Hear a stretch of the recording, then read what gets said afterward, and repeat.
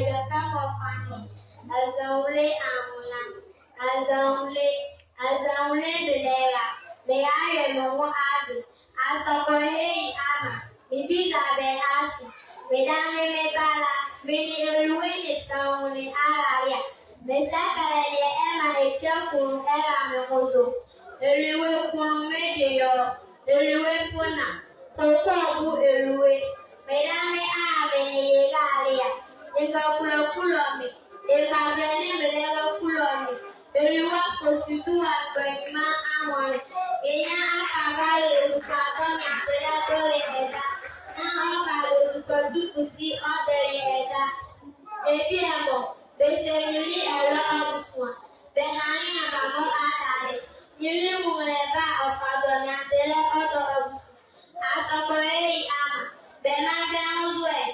Bema yo luan ulu. Say ni ha ike.